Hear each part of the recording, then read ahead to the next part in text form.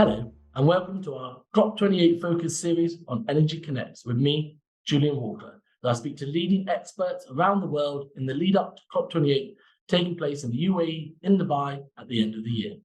I'm pleased to welcome Rawan Oueidat, Associate Director at Corporate Ratings at S&P Global Ratings, for today's COP28 Focus episode. Thank you so much for joining me, Rawan. Thanks for having me. Now, in today's episode, we're going to be looking at the issue of sustainable finance. Just wanted to start off, Rawan, by asking, what are the expectations for global and regional growth opportunities for sustainable finance? Yeah, thanks, Julian. I think maybe to set the scene, while we expect modest growth of issuances this year on a global level, we believe that in 2023, the global green, social, sustainable, and sustainability-linked bond issuances will recover to about $900 billion to $1 trillion this year, almost the same records that were reached in 2021 of $1.06 trillion. Now, clearly, this follows a 2022 in which contractionary monetary policy and macroeconomic uncertainty have dragged down issuances. Now, despite the overall contraction in the bond markets, given the high interest rate environment, we do see the sustainable labeled instrument segment to be comparatively more resilient. And just for context, we expect that the majority of these issuances will be coming from Europe and Asia Pacific, and that green bonds will continue to likely dominate the share of issuances. And as a reminder, these are instruments that raise funds for projects with environmental benefits, including green buildings, sustainable agriculture, and renewable energy. So that being said, we expect to see sustainability bonds become more prevalent. And these are instruments that raise funds for projects with both environmental and social benefits. So basically, in a nutshell, we expect that the market share of this asset class will improve to about 14 to 16% this year, compared with just about 4% in 2018. And maybe just zooming in on the GCC, we've already seen several sustainable finance-related issuances, whether it's from bonds and loans transactions this year, albeit with more room for growth on that front.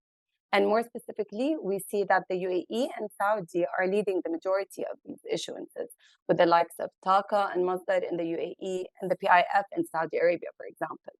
And just to give some color, the total GCC green and sustainable bond and sukuk issuances last year alone reached $8.5 billion, compared with just about $605 million in 2021. And just to add, we've published about 9 public and party opinions across the GCC since 2021, and 3 of those were published this year alone, with 2 in Saudi and 1 in the UAE. The majority of the issuers were in the infrastructure and the financial institution space. And although we've been seeing a lot of sustainable framework issuances from the region, this year we're seeing a shift towards green and use of proceeds projects. That's really interesting. And yeah, I want to stick a bit more still on the region. As you said, it sounds like you're seeing a demand for sustainability issuances. But what do you think could help accelerate this focus on, sustainably linked issuances in the future in the region? That's a good question, Julian. I think very briefly in terms of drivers, as more issuers commit to net zero, this could drive issuances further. And secondly, the drive for banks' need to green their portfolio is also supportive. In general, we're seeing a gradual interest in investor mandates, which are slowly shifting their strategies toward more ESG and green focus. While on the regulatory side, it is slower, but we expect similar trends to catch up in the region. Maybe specifically zooming back into the region, for the non-banking corporates, we've seen focus on SPOs and green projects, such as the one we've published on Aqua and Neom green facilities earlier this year. And maybe to add, a key theme for COP28 is the just energy transition. So what's interesting about sustainability-linked instruments is that it's rather difficult to have a social project category related to the just element of just transition. So social KPIs in the SUS-linked have seen social-related KPIs such as, for example, increasing the percentage of women in leadership positions or increasing the representations of indigenous peoples in the workforce, similar to the cases we've seen, for example, with Mota Engel and Tamarack Valley Energy back in 2022. That's really interesting. And key point there, mentioning COP28 coming up. Do you think there's any sort of, potential rating impacts on, on energy transition on the corporates in the region? Mainly being obviously in the oil sector, but do you see that sort of changing around, renewable energies? What do you think? Yeah, I think maybe just to start, it's important to highlight that in our credit ratings analysis, we evaluate whether and how different credit factors have a negative or positive impact on the credit worthiness, including ESG factors, meaning that not all ESG factors materially influence the credit worthiness. And we incorporate them to the extent that they're sufficiently visible and material to the credit worthiness. So just to give an example, earlier in 2021, we weakened the industry risk assessment for the oil and gas producers, mainly to factor in declining profitability, increasing volatility, and the overall structural impact from the energy transition, which ultimately constrains the business risk assessment for the companies in the sector. But maybe focusing more on the national oil companies in the region, we're seeing that they've been aligning their strategies with the overall sustainability targets, the net zero commitments. But we think that the energy transition will be somewhat challenging and will take longer compared to the international peers. And this is mainly because of the high dependence of the regional economies on the sector. As you know, hydrocarbons contribute somewhere between 80 to 90% of central government revenues, but also because we expect to see less direct pressure from key stakeholders, whether it's the shareholders, regulators, or policymakers. So basically, we think that the national oil companies in the region are equally as exposed to the transition, but they have the sufficient financial buffers and competitive advantages to help them withstand incremental investments needed to fund the energy transition while still preserving their credit metrics, at least in the short to medium term.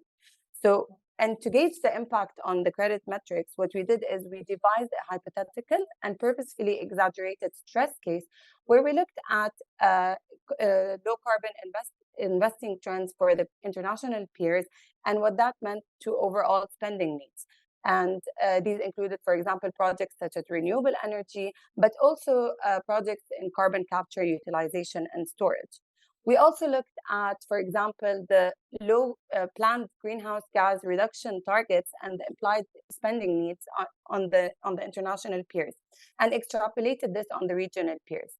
And based on our stress cases, we estimate that the regional national oil companies would need to spend somewhere between $60 to $65 billion in aggregate between 2022 and 2025. And this number would increase to about $130 billion for the period between 2022 and 2030 in aggregate. But at the same time, this still translates into debt to EBITDA levels on average remaining below 1 time. Now, clearly, this is an exaggerated scenario, meaning that we don't expect this capex to be fully materialized for several reasons, but including differences in the business mix. So clearly, companies with higher refining exposure would need to spend more to reduce their emissions.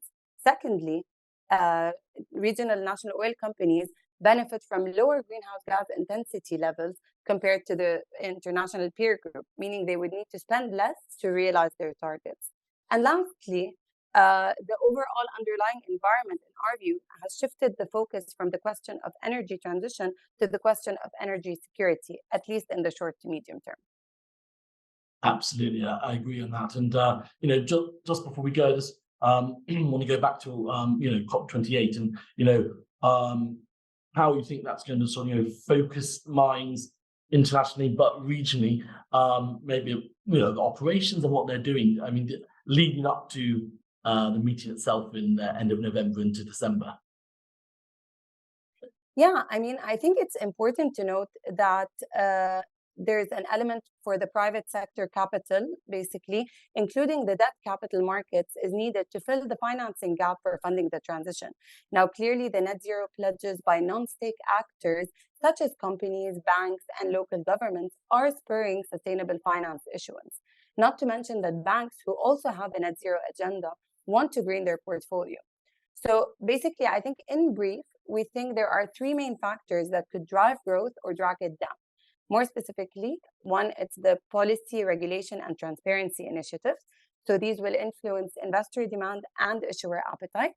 Secondly, the calls for investment in climate adaptation and resilience, which could spur more sustainable finance issuances, particularly the green and sustainability bonds, to address the growing gap between the cost of adapting to climate change, which is what we've discussed, and what's been invested to date, which is still relatively low.